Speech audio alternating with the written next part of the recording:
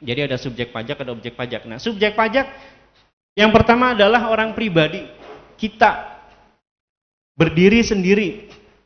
Entah dia sebagai direktur, entah dia sebagai komisaris, entah dia sebagai pemegang saham, ya secara pribadi Bapak Ibu punya persyaratan subjektif dan objektif di atas 18 tahun dan sudah punya penghasilan, artinya Bapak Ibu sudah punya NPWP, wajib punya NPWP. Nah, ketika Bapak Ibu wajib punya persyaratan subjektif dan objektif, maka artinya Bapak Ibu sudah mengaku bahwa Bapak Ibu adalah sebagai subjek pajak. Itu yang pertama. Karena banyak orang menganggap begini, perasaan saya sudah, misalnya ada orang pekerja. Pekerja itu kan dia dapat gaji dari perusahaan. Ketika dia dapat gaji perusahaan, dipotong pajaknya. Ada yang merasa, ada yang banyak yang salah paham bahwa saya perasaan sudah dipotong pajaknya, kenapa saya harus melaporkan secara pribadi juga? Nah, ini yang menjadi banyak salah kaprah di masyarakat. Gitu. Banyak salah kaprahnya apa itu tadi? Ketika dia mendapatkan gaji dari perusahaan dipotong pajak, ya itu merupakan kewajibannya perusahaan untuk membayarkan pajaknya atas pemotongan gaji. Dan kewajiban orang pribadinya adalah melaporkan. Apa yang dilaporkan? Pasti penghasilan. Dari mana? Dari manapun. Yang kecuali yang bukan objek pajak seperti warisan. Itu bukan objek pajak, tapi nanti ada tapinya nanti. Warisan itu bukan objek pajak. Termasuk hibah juga bukan objek pajak, tapi harus selinier. Yang kedua adalah subjek pajak yang kedua adalah badan. Badan di sini bisa tadi sudah disebutkan PT, CV, yayasan, koperasi. Dan satu hal lagi, ketika kita bicara kita sebagai pengusaha, nah ketika sebagai pengusaha, pengusahanya itu berdiri sendiri atau melalui badan. Nah ini yang nanti di dalam pelaporannya itu harus benar-benar diperhitungkan. Kenapa? Kalau kita sebagai pengusaha sebagai atas nama diri sendiri, lihat omsetnya di bawah 4,8 miliar atau di atas 4,8 miliar. Itu. Nah, nanti di depan ada. Lalu selanjutnya adalah yang ketiga, warisan yang belum terbagi. Betul, warisan itu tidak kena pajak. Loh, perasaan kok saya ketika dapat warisan tetap kena pajak. Jadi gini Bapak Ibu semua. Misal gini. Kita punya orang tua mewariskan aset ke kita. Lihat SPT-nya orang tua. SPT-nya orang tua, harta tersebut sudah dimasukkan SPT atau belum? Kalau sudah, aman. Tapi kalau belum, berarti harta tersebut itu harus diakui terlebih dahulu sebagai penghasilan. Tetap kena pajak. Kan kalau orang tua kita dulu jarang yang memasukkan asetnya di dalam SPT. Jangankan memasukkan di dalam SPT, punya NPWP pun kadang jarang. Tapi hartanya banyak. Nah ini yang hati-hati yang punya orang tua seperti itu. Hati-hati dari sisi perpajakan Bapak Ibu.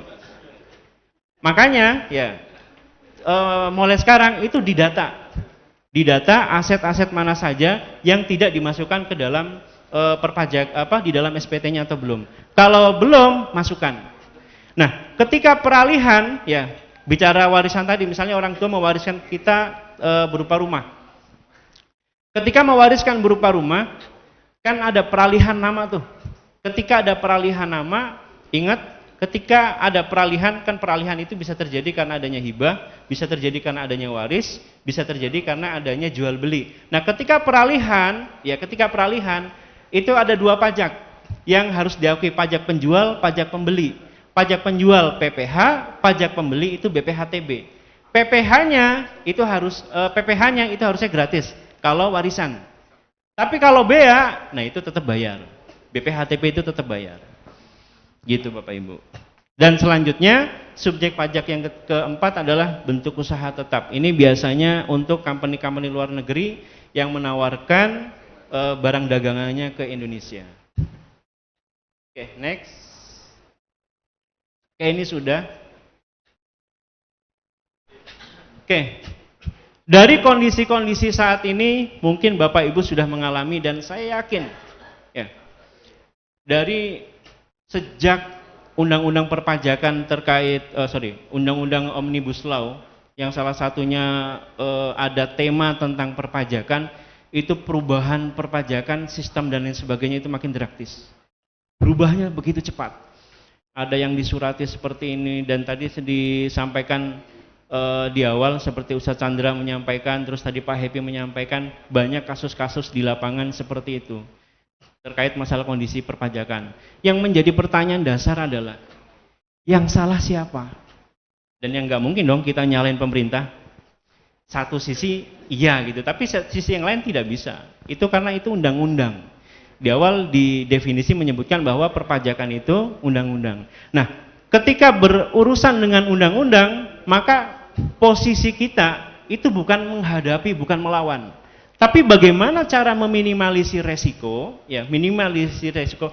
Apakah bisa meminimalisir pajak? Bisa. Ada dua cara. Nanti disampaikan. Ada dua cara. Cara legal dan tidak legal. Nah, yang hari ini yang kita akan diskusikan adalah insya Allah caranya legal.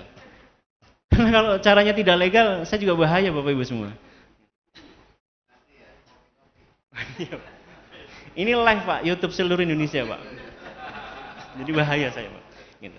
Dan sekali lagi konteks legal di sini, ya. Kenapa di sini adalah tax survival? Ya. Jadi sebenarnya sih sama istilah daripada tax survival dengan tax planning. Itu, tetapi nanti ada kaidah-kaidah tertentu yang harus kita pahami terlebih dahulu. Di sini kita akan belajar 3 sesi. Yang pertama adalah dari sisi fundamentalnya dulu. Kesannya sederhana banget. Tapi kalau fundamental ini tidak dijalankan, itu akan nihil. Karena saya banyak menemukan kasus gini. Ketika melakukan tax planning, anak buahnya menyarankan ini. Tapi pimpinan, saya maunya itu. Nah, ketidaksesuaian ini yang menghambat tax planning itu berjalan dengan lancar. Nah, prakteknya apa? Prakteknya adalah suatu ketika dapat surat konfirmasi dari pajak, itu saling menyalahkan antara pimpinan sama bagian pajak. Nah, ini yang jangan sampai terjadi. Kita harus selaras antara pimpinan sama petugas sama bagian pajaknya. Pimpinan maunya seperti apa, nanti si bagian pajaknya itu akan mengakomodir, Pak, kalau seandainya opsi 1 nanti begini. Kalau opsi 2 resikonya seperti ini. Nah, yang itu tuh ya, yang resiko opsi 1, 2 dan 3 itu yang kita harus sama-sama pahami Bapak Ibu semua. Oke. Jadi di sini kita akan belajar terkait pertama adalah pendekatannya dulu, bukan cara teknisnya. Kalau cara teknis itu bukan bagian Bapak Ibu pengusaha, itu bagian pajaknya saja. Tapi yang kita harus pelajari adalah pendekatannya dulu dan langkah-langkahnya. Ya, kenapa? Untuk bertahan secara legal dan efisien. Kemarin kira-kira 1 bulan lalu saya punya kawan. Dia jualan alat-alat rumah tangga itu di marketplace. Jualan alat-alat, kira-kira 1 bulan yang lalu. Total omsetnya kepengen tahu berapa? Kurang lebih total omsetnya itu 18 miliar. Dia hanya jualan di marketplace. Nah, dan ingat, ketika melebihi 4,8 miliar, kewajibannya apa? Kewajibannya adalah menjualnya wajib PPN. Didatengin orang pajak. Bapak, penjualannya itu hampir 18 miliar. Berarti Bapak harus kena pajak sekitar 11% saat ini. Pengen tahu nggak Bapak Ibu semua? Jualan alat dapur, dia cerita ke saya, jualan alat dapur untungnya berapa? Untungnya hanya 1-2%. Jualan 1-2% dari marketplace, nominal 18 miliar, ketahuan karena di atas 4,8 miliar, wajib kena PPN 11%. Itu udah rugi banget. Pertanyaannya, apakah pemerintah salah? Pemerintah nggak salah, karena memang aturannya seperti itu. Tapi apakah pengusahanya salah juga? Enggak juga. Kalau kita nggak dagang, ya nggak jualan, ya nggak makan. Istilahnya seperti itu. Tapi yang menjadi kekurangannya adalah nih pengusaha ini, dia tidak teredukasi sejak awal. Makanya apa? Makanya ketika kita sebagai pengusaha, pertama kali masuk terjun sebagai pengusaha, nah perpajakan ini bukan sekedar di luar bagian dari proses bisnis, tapi harus menjadi bagian dari strategi bisnis. Kalau Bapak Ibu hanya memperhatikan strategi bisnisnya saja tanpa memperhatikan strategi perpajakan, maka maaf, ini banyak kecewanya Bapak Ibu semua. Karena di lapangan itu banyak orang bangkrut, saya menemukan lebih dari 1 atau 2, lebih lah. Itu bangkrut gara-gara perpajakan. Saat ini saya menemani kawan saya yang sedang satu sisi dia harus bayar, bunga bank sekitar sebulan itu 40 juta, bunganya saja. Iya kan? Tapi pendapatan per bulan itu nggak nyampe 40 juta, paling 20, 30. Satu sisi langsung jebret kena pemeriksaan pajak, itu hampir sekitar 2 miliar totalnya.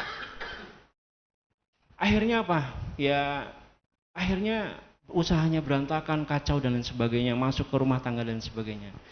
Nah, oleh karena itu, yuk kita sama-sama hari ini ya kita akan mendiskusikan terkait strategi tax planning ini. Tujuannya apa?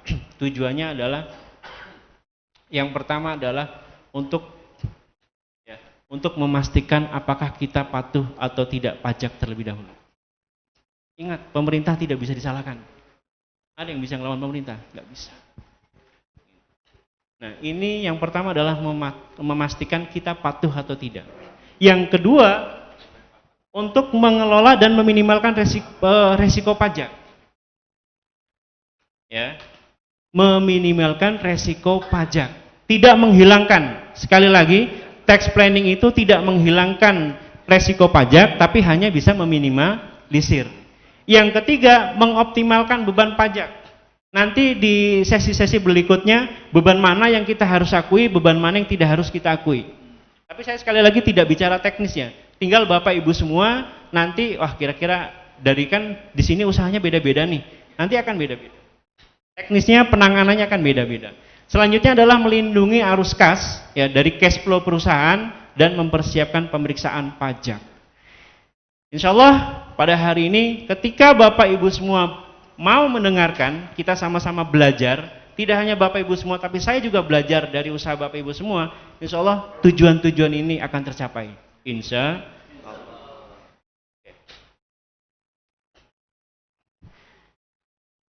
Bapak Ibu semua, tadi saya sudah menyampaikan bahwa ketika bicara tax survival itu sama saja dengan tax planning. Ya, sama saja dengan tax planning. Tetapi di dalam tax planning itu ada 2 cabang.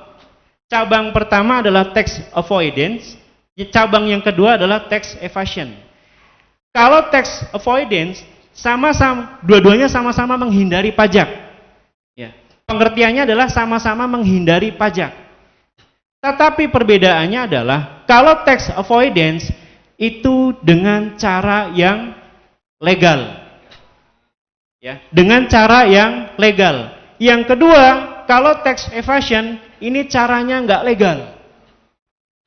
Hati-hati, kalau caranya nggak legal, hati-hati ada unsur pidananya di situ. Oleh karena itu, kita harus bisa membedakan mana yang legal, mana yang tidak legal. Hari ini kita akan diskusi. Gitu ya. Nah, pertanyaannya adalah kategori tidak legal atau tax evasion itu apa saja sih? Yang pertama adalah ketidaktahuan. Jadi kalau Bapak Ibu bilang, oh saya nggak tahu Pak, itu sebenarnya salah satu bentuk tax evasion. Wah saya nggak tahu, saya nggak belajar. Kan kita datang nih sering ke AR gitu kan nemuin, kamu Bapak Ibu kenapa tidak melaksanakan ini? Wah kami nggak tahu. Nah itu adalah salah satu bentuk tax evasion. Jadi mau nggak mau Bapak harus dituntut belajar. Nah belajarnya kalau teknisnya nggak, Bapak Ibu nggak usah. Tugas Bapak Ibu adalah cari duit aja. Nanti yang ngurusin siapa? Yang ngurusin adalah bagian staf perpajakannya. Selanjutnya adalah kesalahan. Ingat, kita salah laporan keuangan yang diinput ke dalam SPT PPh Badan atau di dalam SPT Masa itu bentuk dari tax evasion. Jadi jangan sampai salah. Yang ketiga Salah satu bentuk tax evasion adalah kealpaan, kehilafan. Oh, saya hilaf, tidak melaporkan pendapatan saya. Kayak tadi tuh yang marketplace 18 miliar, itu bentuk apa? Bentuk kealpaan, kehilafan. Dia pikir dia jualan, saya cuma untung 1-2%, ya sudahlah dari labanya saja. Tapi enggak, bukan PPh-nya yang dikejar, tapi yang dikejar adalah PPN-nya.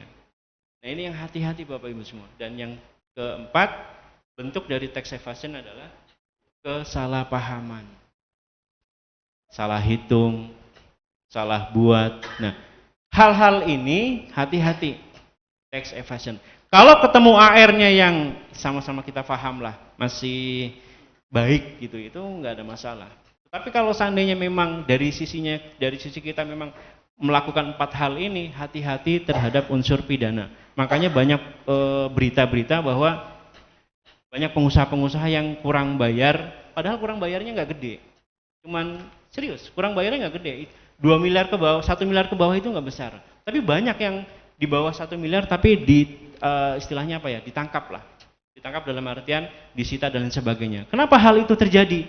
Tapi banyak yang kurang bayar di atas 2M, 1M, 5 miliar tapi tidak ditangkap. Nah, ini yang menjadi kuncinya adalah komunikasi dan kooperatif. Khawatirnya ketika dia memang cuman kurang, saya ada kasus cuman kurang bayar 600 juta, itu langsung ditangkap. Gitu. Disita barang dan sebagainya. Kenapa? Itu karena tidak kooperatif.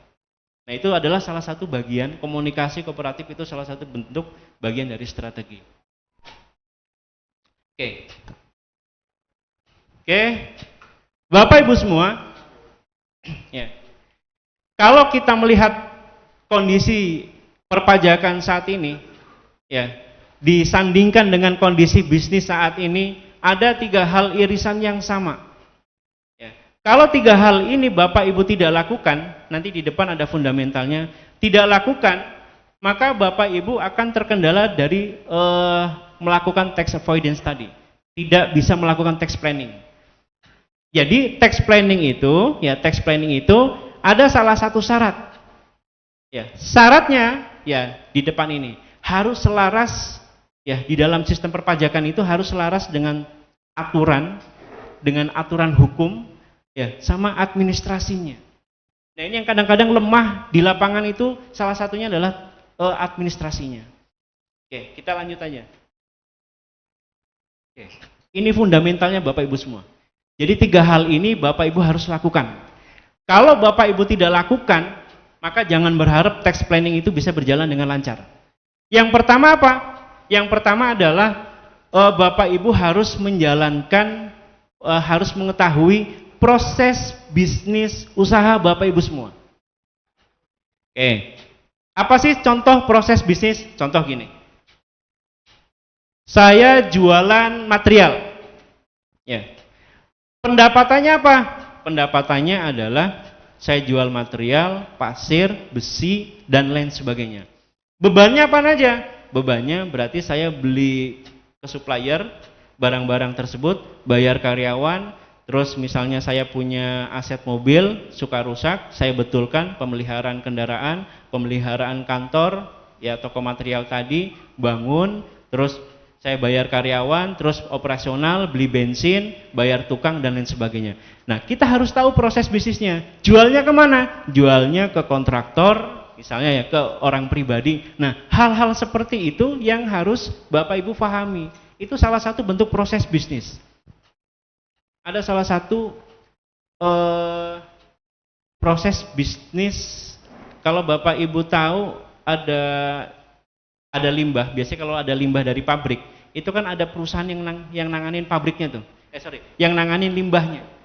Limbahnya itu diambil dari pabrik, hanya dibawa, terus dihancurkan di salah satu pembuangan limbah-limbah. Pengen tahu nggak untungnya berapa persen Bapak Ibu semua? Untung di atas kertas, itu untungnya adalah 90%. Untungnya. Dan itu nominalnya besar. Di atas kertas dulu nih, nominalnya besar, 90%, katakan dari 100 juta, untungnya itu 90 juta. Kenapa? Dia ambil limbah dari pabrik, si pabrik itu kan bayar, Untuk apa? Untuk menghancurkan limbah ini. Dibawa sama si pengusaha ini, ya, tapi dengan persyaratan tertentu dan kriteria tertentu, itu dihancurkan. Itu kurang lebih di atas kertas itu untungnya 80 sampai 90%.